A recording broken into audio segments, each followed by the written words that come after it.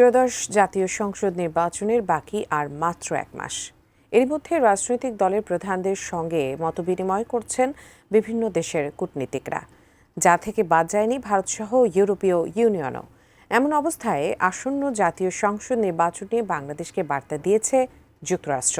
বিস্তারিত জানাচ্ছেন শেখ ফরিদ। ত্রয়োদশ জাতীয় সংসদ নির্বাচন ও গণভোট হতে যাচ্ছে আগামী 12ই ফেব্রুয়ারি। বাংলাদেশের এই গণতান্ত্রিক উত্তরণের পথে জোরালো সমর্থন অব্যাহত রাখার প্রতিশ্রুতি দিয়েছে যুক্তরাষ্ট্র। একই সঙ্গে একটি অবাধ ও সুষ্ঠু নির্বাচনের প্রত্যাশা করছে ওয়াশিংটন।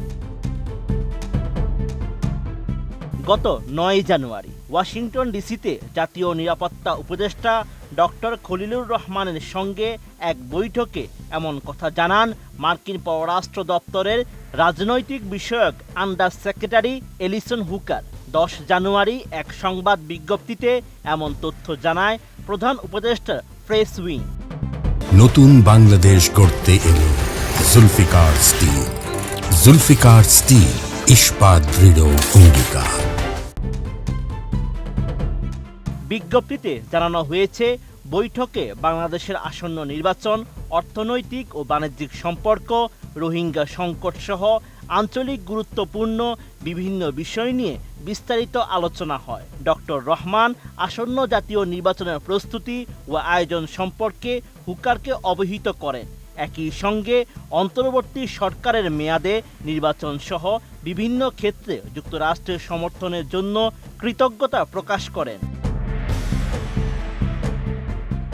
ওই বৈঠকে হুকার জানান, বাংলাদেশের গণতান্ত্রিক উত্তরণে যুক্তরাষ্ট্রের জোরালো সমর্থন অব্যাহত থাকবে।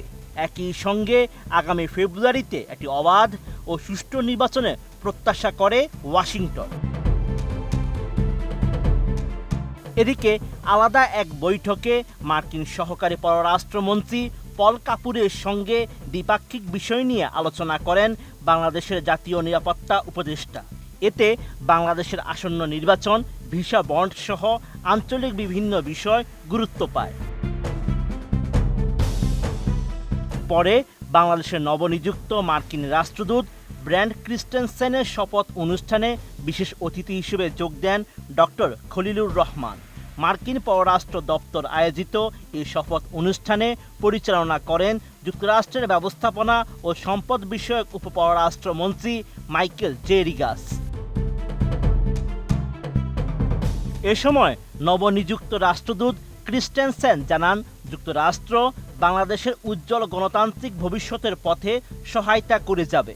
তিনি নির্বাচনের ফলাফলের অপেক্ষায় রয়েছেন এবং নবনির্বাচিত সরকারের সঙ্গে দ্বিপাক্ষিক সম্পর্ক এগিয়ে নিতে কাজ করতে চান।